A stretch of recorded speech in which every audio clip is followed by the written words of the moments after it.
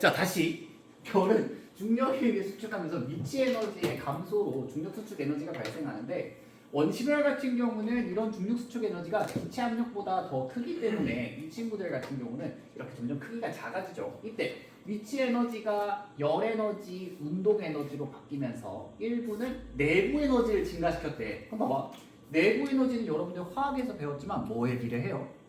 온도에 비례하지 않습니까? 그렇다는 건 온도가 증가하는구나. 그다음 일부는 그 열 에너지가 바깥쪽으로 복사 에너지의 형태로 방출된다라고 이야기를 합니다.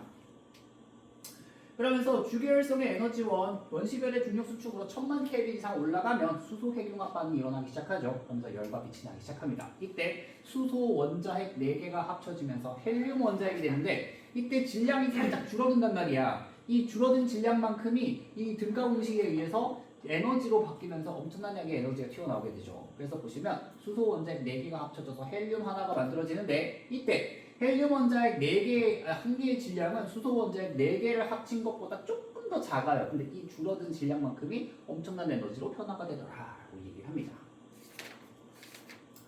자, 그러면서 양전하를 띄는 수소 원자핵, 우리가 원자핵이라고 하는 친구는 기본적으로 플러스 전하를 띄죠. 그래서 이 친구들 사이에는 반발력이 작용하는데 그거를 찍어 누를 만큼의 힘이 필요합니다. 그래서 충분한 운동 에너지가 필요하기 때문에 1000만 켈빈이라고 하는 높은 온도가 요구가 되고요.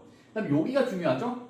수소 핵융합 반응은 크게 PP 반응이라고 하는 친구와 CNO 순환 반응이라고 하는 친구 있습니다. 그죠? 요게 요 단원에서는 조금 중요해요.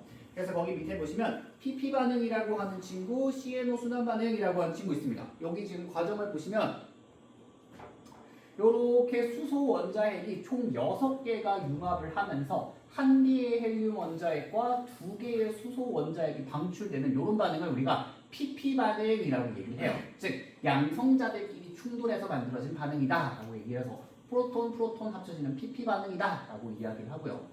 이런 친구 같은 경우는 주로 가벼운 친구들 1800만 켈빈 이하의 별들에서 조금 우세하게 일어납니다.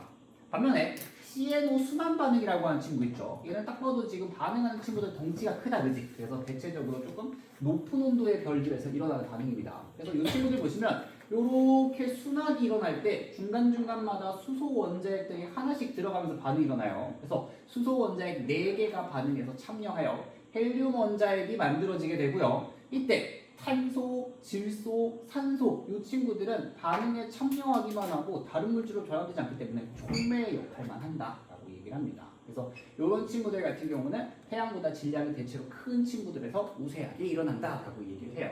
그래서 거기 밑에 그림을 보시면 알겠지만 내가 별의 중심부의 온도가 이렇게 낮은 친구들은 주로 PP 반응 위주로 일어나고요.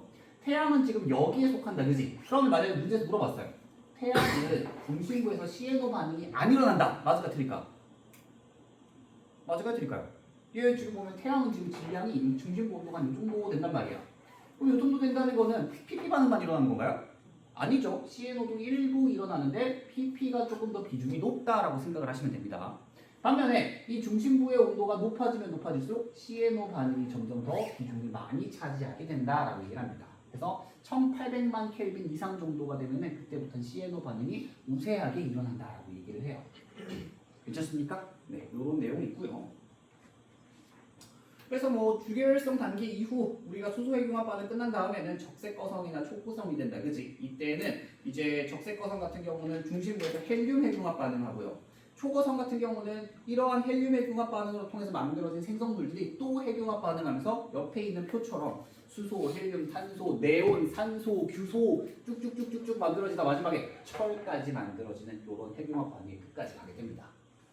괜찮네요. 네, 이런 내용들이었고요. 자, 그러면서 이 주계열성의 내부 구조라고 되어 있다, 그지? 여기까지 하고 마칠 거예요. 자, 일단 보시면 주계열성 같은 경우는 아까도 말했던 것처럼 크기가 일정해요, 그죠? 왜? 수축하려고 하는 중력과 팽창하려고 하는 내부 압력이 서로 정력합평형을 이루고 있기 때문입니다. 그래서 주계열성은 별의 크기가 일정하다라고 얘기를 하고요. 그 다음에 이 밑에 있는 친구가 좀 중요하죠.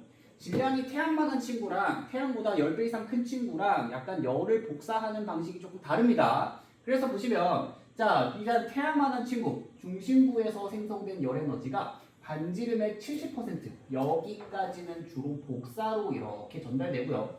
바깥쪽에서는 여기가 뜨겁고 여기가 차가우니까 대류의 형태로 바깥쪽으로 열을 수송을 하게 됩니다. 그래서 여기까지는 복사, 여기서 대류가 일어나게 되고요. 즉 핵, 복사층, 대류층 순서로 되어 있어요. 반면에 이제 태양보다 이제 10배 이상 큰 친구 같은 경우는 이 친구들 같은 경우는 중심부에서 이렇게 표면까지 온도차가 매우 크기 때문에 중심부에서 이렇게 대류로 열 에너지가 전달되고 바깥쪽에서는 복사로 열 에너지가 전달된다라고 얘기를 합니다. 그래서 여기가 온도가 워낙 높으니까 여기에서 대류가 먼저 발생하고 복사로 이렇게 열이 전달됩니다.